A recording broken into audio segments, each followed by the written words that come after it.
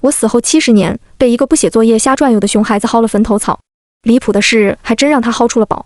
村民看着那只人参，兴奋地红了眼，直接上铁锹给我掘了坟。他们没想到，这不起眼的土丘下埋着的，居然是一具冰棺。棺中我的脸庞栩栩如生，美丽近妖。他们见我冰棺不化，尸身不腐，唯恐我是成了精的旱魃诈尸，祸乱村庄，于是请了个赶尸人来替我超度。来的正是暗恋我的死对头，他直接把我超度活了。这已经不是我第一次被人掘坟了。上一次我葬在佳木斯，嫌太冷，所以给周敬山托了梦。周敬山也没辜负我所托，还真将我掘出来带到南方去透了几年气儿。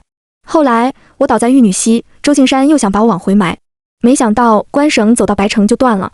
周敬山拍了拍我的棺材，叹了口气：月白，那就送你到这里吧。他挥挥手，没带走一粒尘土。可怜我孤苦伶仃在山头半道待了70年，连人参宝宝都看不过去，钻进了坟里来陪我。如今参落到了村民手中，村民落到了我手中。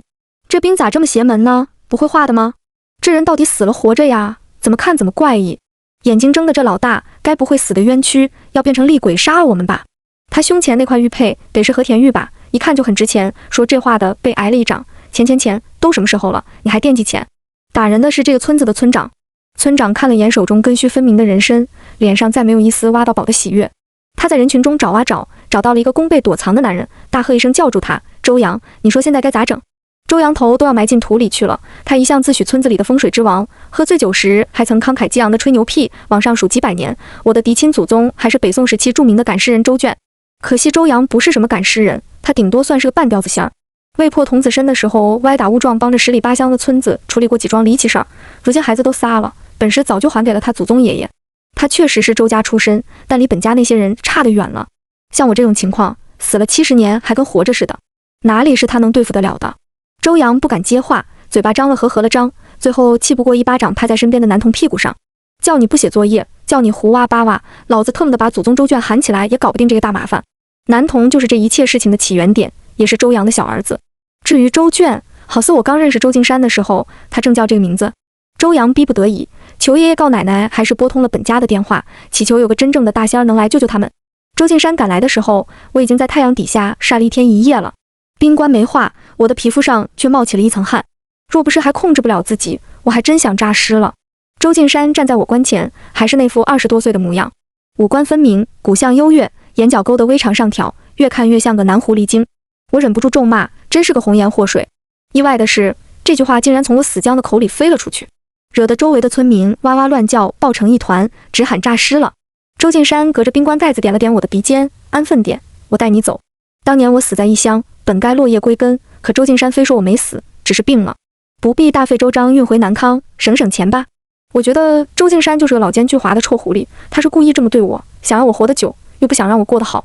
我舒服了，他便心塞了。我认识他的时候，我才2岁，而他已经是20多岁的模样。如今过去了得快100年了，他的样子几乎一成未变。他用村民孝敬的3轮车载着我离开，一路南下。这也就罢了，偏偏他一路上喋喋不休，烦人得很。我抬起手抓了2下棺盖，他停下车，趴在棺上看我。周敬山，70年不见了，你真是一如既往的令人讨厌。他无所谓的挑了挑眉，你也还是一如既往的令人心动。狗日的，你放我出来！不行，我怕你咬我。天杀的，该剐！一直到出了白城地界儿，我们需要换成交通工具了，周敬山才肯放我出来。我一离开，冰棺就迅速化成了一滩水。不知道是什么原理，但是冰棺是周敬山搞来的，再稀奇的事情也就不那么令人震惊了。我换了一身行头，周敬山也给我安排好了身份。周月白，跟你姓也就罢了，还得叫你叫叔叔，凭什么？凭我年长你几百岁，不行吗？行，怎么不行？我跟他也不是没有以叔侄的身份共处过，我活着的时候确实得叫他周叔叔。后来在南方，因为喜欢，我没改口。如今我自认为跟他一样是老不死的了，总觉得这句叔叔再喊起来就变了几分味道。我冷哼一声，眼珠子一转，胳膊往他臂弯一挽，学着小妹妹撒娇的样子。叔叔，叔叔。周敬山喉咙滚动，眼神也不明暗淡了几分。他用另一只手阻止我在他胳膊上作乱。江月白，你悠着点，别把自己玩死了。还有，这只是暂时的，不带情欲的话，是真的在劝诫我。我这才考虑到，我没有呼吸，没有心跳，也没有胃口。我是个活死人，跟他这种真的老不死的还是有区别的。我的命说硬很硬，说要死应当也很容易。动车上，周敬山连续吃了5人份的盒饭，就像饿死鬼赶着投胎一样。我眼巴巴瞅着他，偶尔也会馋到流口水。对面的大妈看不下去了，亲切地牵起我的手，问我：“大妹子，你跟他啥关系啊？”我回过神，如实回答：“他是我叔叔。”我说完这句话，大妈就怒了，她一把抢过周敬山的筷子，开始奚落他。我说：“大兄弟，你这人忒不地道了，这到底是你大侄女还是你捡来的娃娃呀？你看他瞅你吃东西给馋的，你说你也年纪轻轻的，咋就这么皱呢？你给他吃口能咋地？”周敬山愣了一瞬，像是没反应过来一般，问我：“你要吃吗？”我不敢吃吧，我这身体半阴不阳的，啥都不吃也没有饥饿感，顶多就是我比较馋。可若是我吃了，万一真嘎了怎么办？大妈一听这话更误会了，抓着我的手就往我手里塞钱。丫头，你这趟是去哪儿？我回南康。我一边摆手抗拒，一边回她。钱没塞进来，大妈又掏出了手机。巧了吗？这不是，大姨也是要去南康。这样，你跟姨加个微信，等到南康了，姨喊你出来吃饭。我有些为难，看了一眼周敬山。我没有手机，要不您加他的？毕竟才醒没几天，真不会那玩意儿。大妈嫌弃地看向周敬山，那还是算了吧。随后她又轻声嘟囔，这两人关系咋看都不像叔侄，这姑娘该不会真是被拐了吧？我要不要报个警？我的耳朵一向很好使，于是我不动声色地靠近周敬山几分，跟他嘀咕：“大妈要给你抓起来呢。”我脸上带了几分幸灾乐祸。周敬山抬手敲了敲我的脑袋，然后从口袋里掏出2张身份证扔给大妈，一张他的，一张我的，排放，长得还真颇有几分相像。等到了南康，周敬山把我扔在马路上去买东西。我看着外面阳光正好，又想起动车上一个蛮漂亮的小姑娘说晒太阳可以去湿气。我心想这太阳还挺牛，湿气都能给你晒没了。于是小脚往旁边挪了一下又一下，直到我彻底暴露在阳光下面，感受着皮肤被熏烤。但随后我就意识到了我这个决定有多愚蠢，我被晒晕了。混沌之间，我听到有人冲我跑过来，跪在我身边，先是心跳，后是鼻翼，没呼吸了，赶紧叫救护车。他大概是一个专业的医护人员，因为他坚持不懈给我做了心脏复苏，差点按断我死僵了70年的肋骨。我除了窒息，还感受到了疼痛，这是我70年来第一次有了人气儿。还好周敬山回来的及时，要不然我可能就被直接拉去火葬场了。后来我醒过来，我拉着周敬山的手跟他说：“周敬山，我有痛觉了。”我欢喜雀跃，他却一脸愁容。我上次醒来那么多年都没有发生过异常现象，如今倒像是要开始变异了。周敬山之前在北宋是个小小的试药官，吃过的药比旁人吃的饭都多，他也不确定自己是什么时候死不了的。总之，寒冬腊月，他被同僚打晕，凿碎了冰扔进湖里，在湖底沉了半个多月后突然睁开了眼。他想爬上去，却犹豫了。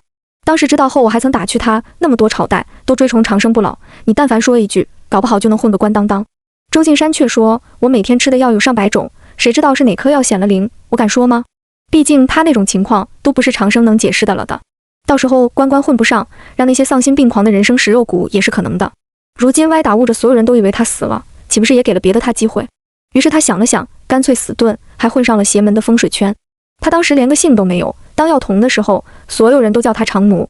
后来跟了带他入门的老师傅，才随着师傅的姓改名周卷。他也一直没有结婚，后来是师傅的遗孙改口朝他喊了爹，本来是想给周卷养老送终，没想到最后还是周卷先将他送走了。周家就是这样一代一代传下来的，几乎所有的周家后人都叫过他爹，他也数不清自己究竟送走了多少个儿子。但他跟我们家有来往的时候，倒是一直以单身的身份自居了。至于我，因为是中毒，所以死得比较突然。其实一直有句老话，横死的未婚女是不好进家里祖坟的，怕坏了风水。但是我爹执意要我落叶归根，所以请了周敬山来给我收尸。周敬山来看我的时候，要替我尸检。他检查发现我牙上沾了东西，伸手去摸，被我的牙尖划破手指，他的血流进了我嘴里。我没忍住，咂巴了一下嘴。他愣了，我也愣了。后来想想，幸亏他当时没先剖了我肚子，再看我的嘴，也幸亏他为了我的尊严提前清了场，这灵堂只有我跟他俩人在。你怎么活了？我活了吗？我摸了摸胸口，没有心跳，醒了醒鼻子，不用呼吸，又悄悄试探性捂了捂胃部，没有任何饥饿感。我扯了扯他的袖子，哥，我没活，我这是回光返照吧？周敬山有些头疼，我脖子上的玉就是那个时候他给我戴上的，他让我继续装死，然后想办法将我带走。可我一装就装了3年，3年后我醒的时候已经被下葬了，不知道是不是玉的原因。总之我给周敬山托梦，他居然真的收到了。他千里迢迢来，挖我出来后才跟我解释，我好不容易说服你爹娘将你就近下葬，结果你倒好，我连扇你10几个耳光你都不醒，我还以为你真是回光返照，不得已将你下葬了。幸亏当时还没流行火葬，要是我被烧成灰了，可能做鬼也不会放过周敬山。醒来时已经是山河青丝海平，虽然百废待兴，但总能感受到生机勃勃。所以20多年来，我的第一次离经叛道是不管不顾，逼着周敬山带我到南方定居。那几年，他的工作重心也不得已南迁，偶尔有推迟不了的赶尸工作，周敬山便前面牵着师兄，后面牵着我。他走得认真，我便抬起头来去看他的背影，用手指勾勒他的形状，竟也能满足许久。印象最深的事情就是在楼底，他接了个活，运送的是一对姓杨的堂兄弟，哥哥杨忠偏高一点，弟弟杨南偏胖一点。巧的是，俩人都是家里的独苗。杨家在楼底有几分威望，两个孩子死讯传出来之后，就有风言风语说这杨家干了伤天害理的烟杂事，还说两个孩子是在外面使阴招，仗着身世到处强迫女孩做那档子事，被替天行道的人给当猪宰了。杨家人百口莫辩，一气之下才求到了周敬山这里来。来对接的是个女人，高鼻梁，蓝眼睛，叫杨北。杨家有3房，杨北出自大房，跟杨忠、杨楠是堂姊妹的关系。不过那俩人是家里的宝贝疙瘩，杨北却只是个庶女。杨北的生母是个苏联人，与其父风流2年，生下他后就回了国。他父亲看见他，又总会想起他决然离开的母亲，所以对他一直漠不关心。因为他特殊的身份，在杨家，所有人都把他当怪物，杂种看待，只有杨楠真心把他当成亲人。拿杨北的话来说，杨楠虽然比他小不了几岁，但他对杨楠就跟母亲照顾自己的孩子那样细心。杨楠也算是他带大的，他一来就先对着杨忠的尸体拳打脚踢，都怪你，小南才会出事。我觉得死者为大，便上前阻拦了一下，却被众怒中的杨北推倒，额头撞到桌角上。我没有痛觉，只是从周敬山跟杨北的眼神中看得出来，我这下应该磕得挺重。杨北先是惊呼，后来就像是想到什么一般，死死拽住了周敬山的胳膊。他是死人。杨北用无比肯定又激动的语气同周敬山说话，眼睛里蒙盖上一层希望。我越过他看向后面的镜子，里面照映出我的脸，左边额角硬生生凹进去一块，上面划出一道口子，伤口狰狞可怖，却没有出血，而我脸上甚至没有一丝因为疼痛产生的表情。他看出来我不是正常人，猜到可能是周敬山用了什么法子将我弄活了，所以下意识里也想让杨楠也变成我这种人。杨北跑出去一会儿，在进屋的时候，怀中揣着3个匣子，他将匣子一一打开，然后扑通跪在周敬山面前，求先生救救阿南，2匣子黄金，1匣子珠宝。对于杨北这种处境的人来说，得付出了多少努力才给自己攒下这么一笔财富，如今为了弟弟却愿意付出一切。我自己也有弟弟，看到这一幕很难不为之动容。在杨北的视线里，杨楠一直是一个很乖巧的孩子，他性子比较慢，不如杨忠活络，很多事情都是被杨忠牵着鼻子走。以前都是他护着，后来他嫁了人，因为距离问题跟家里来往少了。如果不是楼底的风言风语，他甚至都不知道杨楠死了。他坐在凳子上，低着头抽噎。我跟阿南的最后一面是上个月19，在我家里。我很清楚地记得他很开心地跟我分享三叔让他接触家里的产业了。我知道我这个弟弟不聪慧，但也不愿意泼他的冷水。我一边替他整理衣领，一边叮嘱他提防杨忠。他明明答应我了，为什么还会单独跟杨忠出去？周敬山小心地替我把伤口包扎好了，整个脸依旧黑得吓人。杨小姐刚才的行为足以让我可以重新考虑这个活我要不要接了。杨北一脸歉意地看向我，对不起江姑娘，无心之举，我怎么能怪罪？但是我也不同意杨北想要周敬山救人的请求。这种事情若是开了先例，那传开以后，周敬山就真的变成了案板上的鱼肉。我额角上的伤口没几天就愈合了，许是周敬山的话起了威慑作用，杨北没再纠缠着他救人，只是一路上都默默跟在我们身后。越临近杨家老宅，杨北的表情就越焦虑。周敬山提醒我离他远一点，可在城外的破庙里，变故还是发生了。杨北手中的刀子一半插入了我的腹中，一半被周敬山用手接住，他的鲜血顺着指缝往下滴，有几滴迸溅到旁边的杨忠身上。我清楚地看到杨忠手微微动了一瞬，然后归于沉寂。那一刻，我的脑海里涌上无尽的恐惧。我抬起手狠狠抽了杨北一巴掌，他被我打歪了脸，手也松了，刀子掉到地上。滚！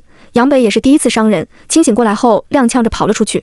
我撕下裙角给周敬山包扎伤口，然后又用水囊中的水将地上的血冲刷干净。周敬山，这2具尸体不能留了，他的伤口比我的愈合的还要快，包扎也只是为了不让别人起疑。现在杨北的注意力全都放在我身上，他以为我是那个关键点，所以才会攻击我。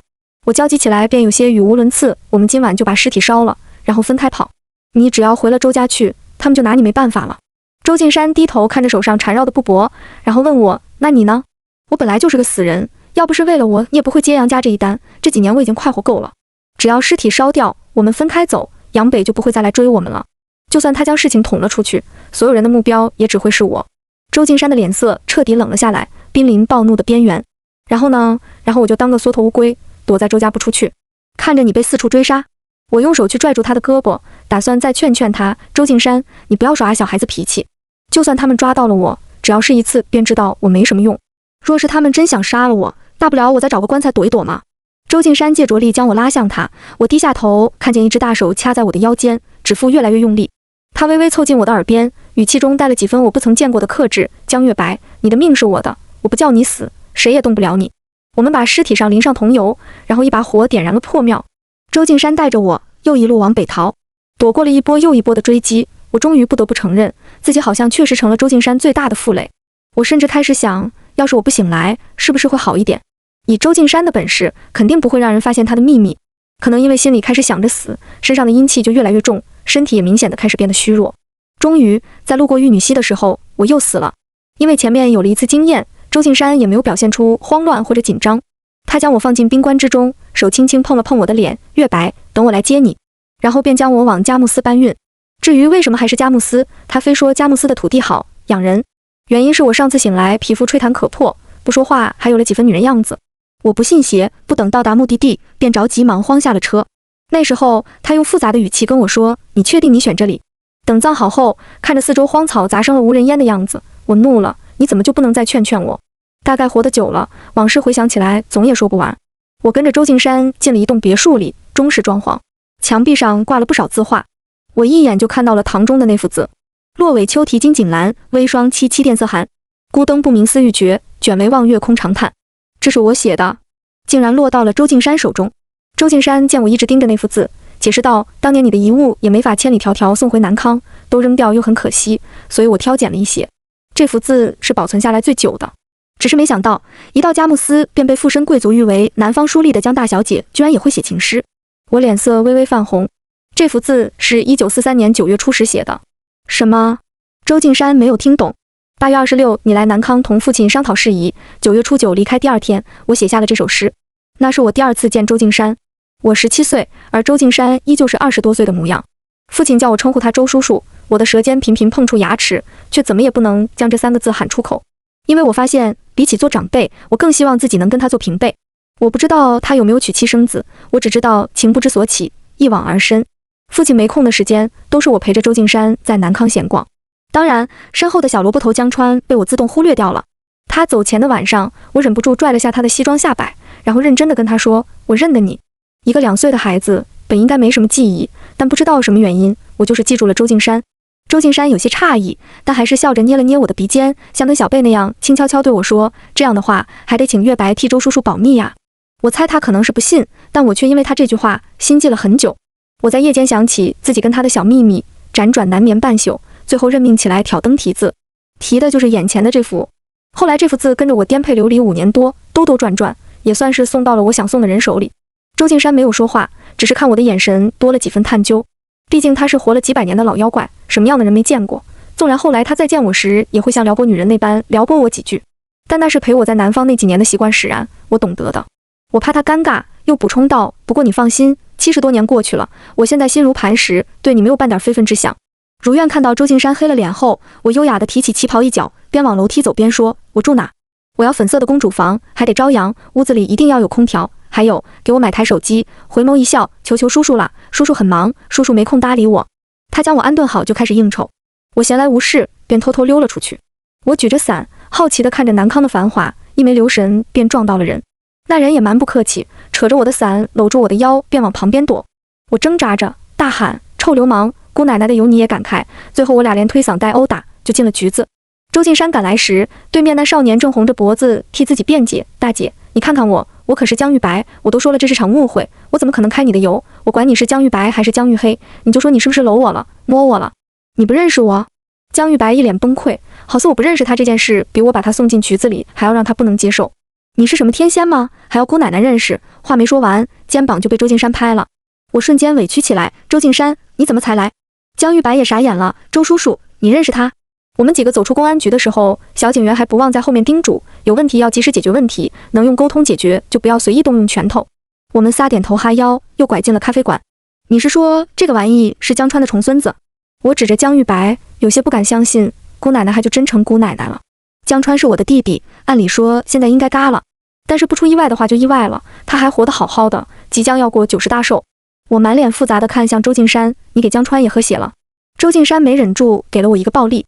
江玉白是个明星，据他自己说，全网粉丝几千万，老少通吃前男团爱豆，不久前刚刚转行为演员。这次回南康老家就是给江川过寿，谁知道屁股后面跟了一群穷追不舍的私生饭，他不得已才借我的遮掩脱身。江家还好吗？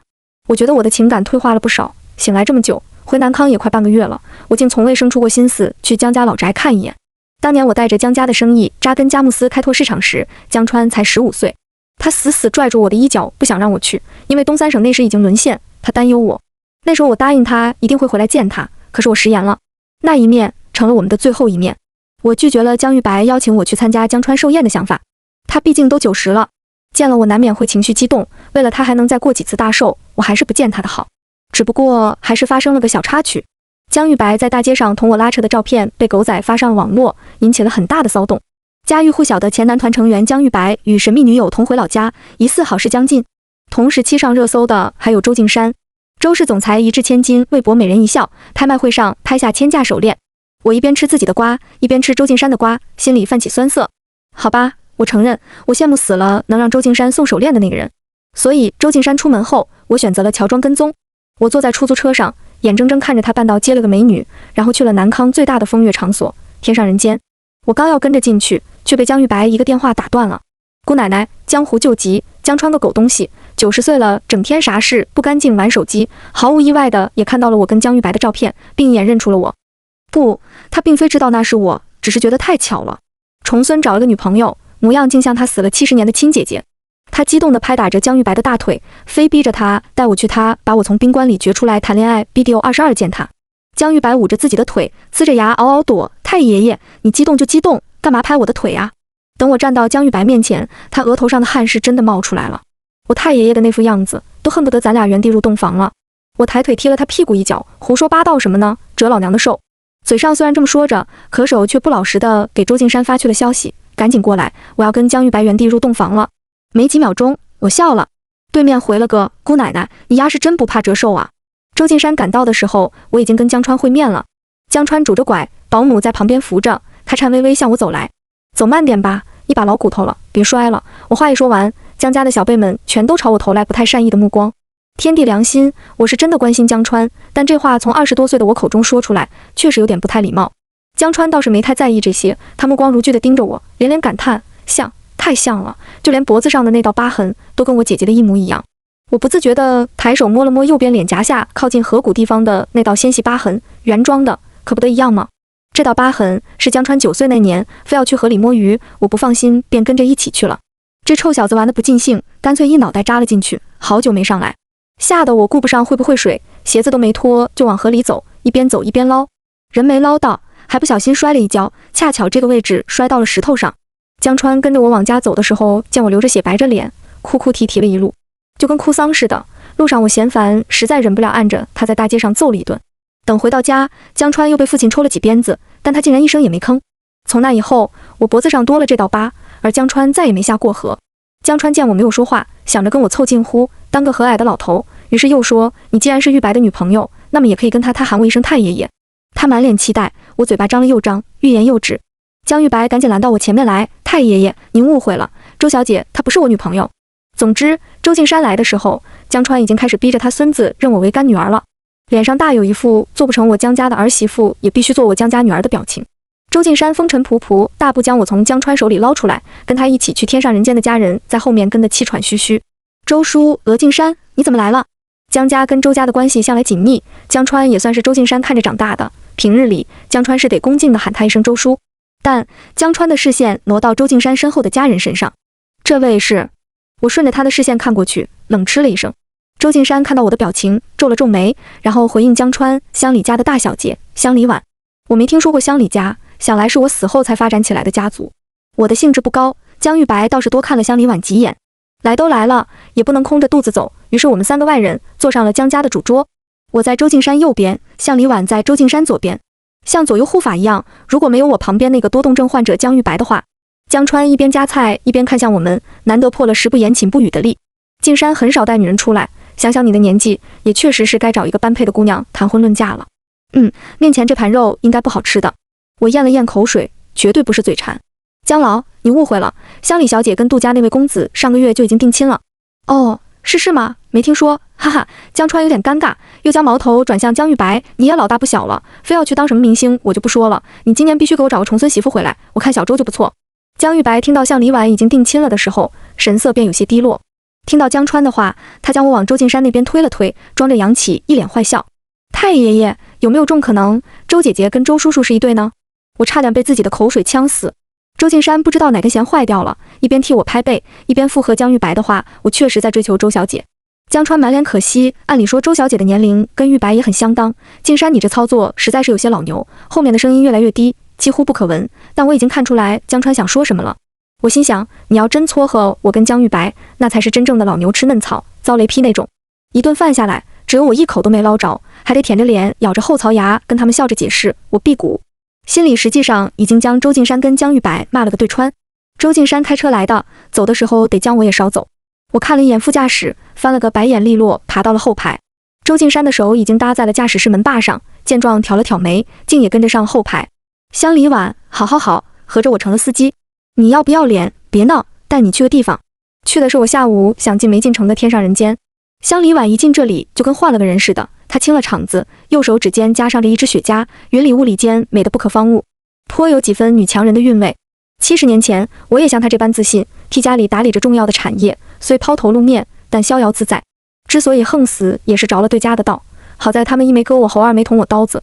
我中毒死后，除了唇色较寻常人微微发紫了些，对我的样貌也没什么影响。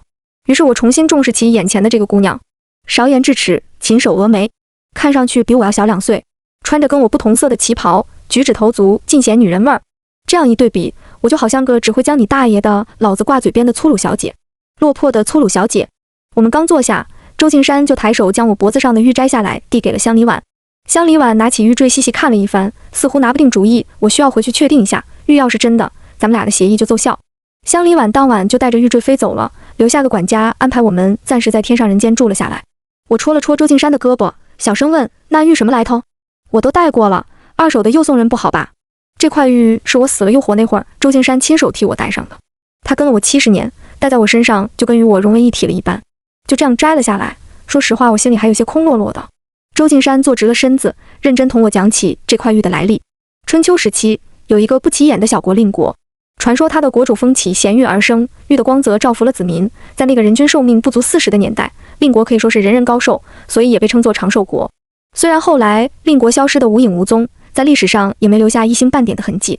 现在看来，不管令国是否存在过，玉石的传说恐怕都是真的，要不然你在下面埋那么多年不死，也得烂透了。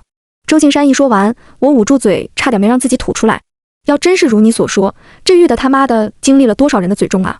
乡里家需要这块玉的主要原因，就是他们家除了乡里婉这位明面上的继承人，还有一位特殊的公子。乡里婉有个哥哥叫乡里云峰，乡里云峰诞生后，乡里家开始平步青云，于是所有人都觉得这孩子是乡里家的福星。可惜的是，乡里云峰自幼体弱多病，从6、7岁至今，已经被下过数次病危通知。乡里家不算是家族产业，他们实施的是股东制度，因此蠢蠢欲动的各方势力比较多。但是乡里云峰很聪慧，与妹妹乡里婉的感情也很好。乡里家近乎一半的产业都垄断在兄妹2人的手中，乡里云峰主内，乡里婉主外。可是3个月前，乡里云峰又进了重症监护室。乡里婉一边照顾乡里云峰，一边与股东们抗衡。为了稳固产业，他上个月才选择了跟杜家的那位纨绔2世祖联姻。杜家全力支持他掌权，而他则满世界找救治乡里云峰的方式。所以最近周敬山才会跟乡里婉频频往来。这么说，乡里婉一时半会儿是回不来了。等得实在有些无聊，于是我干脆起身趴在周敬山的肌肤上观察，吹弹可破，白皙水嫩，这皮肤若放在女子脸上都是顶顶好的。同样是风吹日晒一路走来，我尸皮都晒裂开了，凭什么他一成不变？周敬山被我看得脸微红，拽住我的手想将我扶开，但我往后一退，被桌子腿当了一下，加上他拉住我的力度，我一下子扑进了他的怀里。女上男下。向里婉留下来，管家默默捂住耳朵，背过了身去。周敬山忍无可忍，将我调了个，改成他将我灌在沙发上。更暧昧了。他咬牙切齿地开口：江月白，你也有多动症吗？我老脸也不自然起来，嘴硬道：怎么了？我怕失僵，动还不成了。我们在天上人间住了几天，第4天天还没亮，周敬山就将我喊了起来。乡里婉回来了，还给我带了3样东西：一张崭新的身份证，一枚成色不比我的玉坠差的和田玉镯，还有天上人间。这给我了。我有些诧异，天上人间怎么着也算是当地数一数二的高级会所了。那枚玉坠纵然是古董，还有几分玄学在里面，但我实在也没想过它居然能这么值钱。想当初我闯南闯北，付出了多少努力才在佳木斯打通商场关系，而如今几乎不费吹灰变得了这么大一间会所。说实话，我挺心虚。我哥醒了，按照约定，我自然应该将这些双手奉上。我刚想说一声破费了，但没想到周敬山冷哼了一声，向里家还是一如既往的抠门。我扯了扯他的衣袖，眼神示意他不抠了不抠了哥，见好就收啊。乡里晚带着管家走后，我拿起那张崭新的身份证，江月白。我抚摸着上面的小孩像，这照片也太丑了，就不能换张好看一点的？还有，我不是有身份证了吗？周敬山眼神暗了几分，说了句不方便。我没听懂，又问他这有啥不方便的？飞机高铁都能坐，那张有血缘关系。我突然才反应过来，周敬山的不方便是什么意思？想起在江家，他那半似认真半似玩笑的我在追求周小姐，我的脸瞬间爆红。周敬山，你好不要脸哦！我死之前其实有过一个未婚夫，是我父亲救助的一个学生，叫孙谦。在一次运动中，因为伤了个日本人被追杀，父亲捡到他的时候，他浑身是血。为了让他活命，父亲替他改头换面，以江家远方表亲孙谦的名字留在了江家。我跟孙谦定亲的时候才12岁，我不懂情爱，那时候多是父母之命媒妁之言，父亲说他是良人，那便是良人。孙谦比我大3岁，跟我定亲出国那年也才15。走的时候摸着我的头说，月白在家好好吃饭，等你长大了我就回来娶你了。于是我开始很少出门，学习做自己不擅长的女工，甚至请了师傅教礼仪。这些本该就是大家小姐从小接触的东西，我到了12岁才开始入门。我低头看向自己的脚趾，甚至开始思考孙谦会不会嫌弃我没有一双漂亮的3寸金莲。我现在开始缠足，还有得救吗？我眼巴巴地瞅着娘，江川在旁边笑到发抖，你这是为爱痴狂了？不管江川信不信，我对孙谦并无私情，但是父亲说他杀日本人，是条汉子。我从那天起也开始挺直腰背，不论旁的小姐们如何笑我要嫁的是一个多么普通又贫穷的人，我都淡笑不语。他们哪里知道什么是情怀，什么是热血，什么是风骨。我等了孙谦4年，等来了他牵着洋人姑娘的手，在我特意为他准备的接风宴上，嘲笑我是封建怪物，裹脚小人。他践踏了情怀，失去了热血，踩碎了风骨，给了我迎头一棒。我没有伤心，但是很愤怒。我冲到他面前，狠狠甩了他一个耳光。你想要自由恋爱，唾弃生你养你的黄皮肤，我可以成全你。首先，你要将你身上这身得体昂贵的西服脱下来，因为这是你眼中的缠足怪物替你消费的。其次，你要将这2年江家花费在你身上的银元一笔一笔还回来，因为这是你不耻的黄色肌肤供奉的。你若还不起，你的洋人小姐思想开放，想必会愿意替你承担。孙谦白了脸，那洋人姑娘听不懂我说的是什么，只知道我打了人，还咄咄逼人。她紧紧挽住孙谦的手臂，她可能以为我是正式逼宫，嘴巴张了又张，才磕磕绊绊说出一句拗口的中文：蜜丝浆，强求的瓜不甜，不被爱的才是第三者。我憋不住笑了，你以为我在跟你抢男人？孙谦，他听不懂你也听不懂吗？我是在问你要钱。我掀开裙摆，脱下鞋子，露出光洁无痕的脚背。还有，我没有裹脚。孙谦愣了一下，刚要说什么，却被我打断。我不是怪物，但就算我裹了脚，我也不是怪物。这是你们男人的陋习，不是我们女人的。你没有资格评判任何一位女性，无论她是大脚还是小脚。孙谦白了脸，他低声用我听不懂的英文跟洋人小姐说了几句话。洋人小姐瞪了我一眼，先离开了。你这么斤斤计较的女人，没错，我确实斤斤计较，商人本性，我觉得我没毛病。不然你觉得我脑子有病，才会容忍自己资助的未婚夫花着我的钱养着洋妞，还唾弃我是个怪物。父亲有一把勃朗宁，一直放在江家宴堂后面的佛像下面。我二话不说走过去掏了出来，顶在孙谦脑袋上。要么还钱，要么我毙了你。宴会后过了没几个月，便是周敬山来找父亲。我躲在屏风后面偷听他跟父亲商讨生意场上的事情，他言行举止看似平淡，却好似在我心上泛起了巨大的水花。他谈局势，谈江苏，也谈东3省。在他口中，这些沦陷后死气沉沉的城市变得勃勃生机，在我眼前展开一张蓝色宏图。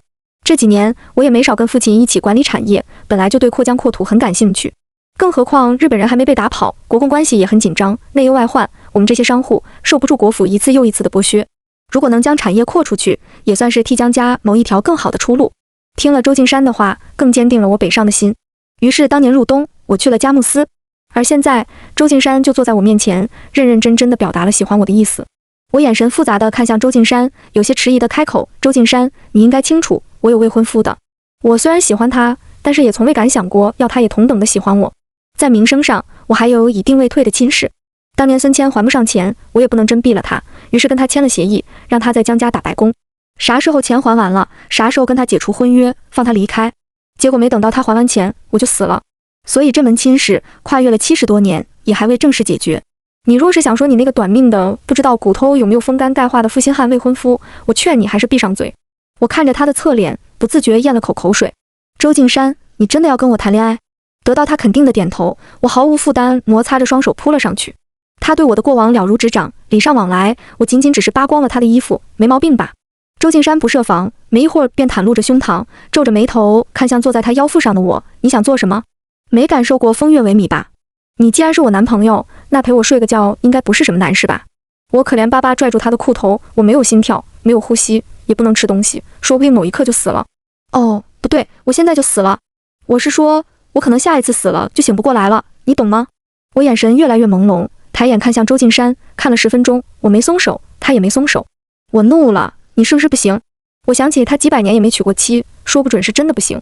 意识到这一点，我叹了口气，早知道坟里长出来的人参该带走给他补身体的。我视线又要往下看，他松开了手，将我拉向他，我跟他严丝合缝地贴在一起。他按住我的头，压在他的胸膛上，我贪婪地吸了一口男人的气息，还没忍住，伸出舌头舔了一口。在之后，他就把我绑了起来，在我察觉到他身体滚烫起来，接二连三地像一只小狗一样舔他开始。你嗑药了吗？怎么可能，我都是个死人，水不能喝，饭不能食。我突然想起来乡里晚临走的时候对着我那意犹未尽的笑意，还有我鼻翼里飘过来的若有似无的芬芳，是失魂香，只对我这种死鬼起作用的媚香。我尸体难受，没事，死不了。但这重要吗？这根本不重要。我红着眼眶冲周敬山怒吼，周敬山，你赶紧把我放开，老子今天飞。下一秒，我的嘴唇上就贴过来2片柔软，是他亲了上来，越亲越猛。我不自觉地去迎合他，手被绑住抽不出来，还差点把我急哭了。谁知道周敬山看了我这副样子，眼神更暗了。他停止对我的撕咬，与我对视上，声音也变得嘶哑许多。不后悔。我看着他那张脸，心想慢一秒我都怕后悔的是你。于是我使劲抬了抬头，重新亲上他的嘴。再次见到乡里婉，是他陪着向李云峰来感谢周敬山。那个之前还一副大女人装扮的姑娘，站在哥哥身边，立马恢复了小女孩的形象。周敬山跟向李云峰在里间谈话，而我跟乡里婉则在外面看新上映的电影。好巧不巧，还是老熟人姜玉白演的。没想到这小子看上去吊儿郎当的，演起戏来还挺像那么回事。剧情进行到一个小高潮，连乡里婉也忍不住笑出声来。看来他选择走演艺圈这条路也是非常明智的。话音落下，姜玉白也走了进来。听到我们的谈论，他凑过来问，看我的作品呢，是不是被小爷我的帅气迷倒了？我懒得理他，乡里婉也没好气地看向他，你不是走了吗？怎么又回南康了？你管我，我来找我姑奶奶玩。这蹩脚的理由我都懒得戳穿他。刚要说话，乡里婉的手机响了，他接完电话跟我们说了句杜希泽在下面等我，我出去一下。他起身往下走，姜玉白的视线一直追随着他。我轻笑了一声，挑眉看他，不去追吗？姜玉白摸了摸脑袋，嘴硬道，人家未婚夫来了，我追什么追？是吗？可是据我所知，乡里家跟杜家的婚约已经取消了。我话还没说完的，便看见姜玉白跳了脚，一边往外跑一边喊，姑奶奶你怎么不早说啊？我爆笑出声，将屋里的2个男人都招了出来。他们俩人两脸懵逼。周敬山走到我身边，轻捏了捏我的手，什么事情这么开心？我憋住笑意，看向乡里云峰，乡里大公子，你这个大舅子早晚都得当啊。等将他们都送走，我跟周敬山站在落地窗前，看着远处夕阳，我突然问他，你说我这次能醒多久啊？玉坠没了，我成了一个不确定因素，不知道寿命终于何时，也不知道还有没有下一次醒来。周敬山突然掏出一条手链替我戴上，然后握住了我的手。我在佳木斯重新挑选了一口坟，若你又倒下了，我再送你回去。他顿了顿，又补了一句，这次我陪着你一起，你就不会孤单了。他应该是将玉坠送出去的那一瞬间就想好了这一切安排。天上人间的前身，就是在后来的战火中被毁掉的姜家老宅。哪怕之后江川拼了命的将姜家挪了回来，在南康重新建了宅子，也已经买不回来这块属于别人的地皮了。所以周敬山才会跟乡里签协议，玉坠给他们，天上人间给我。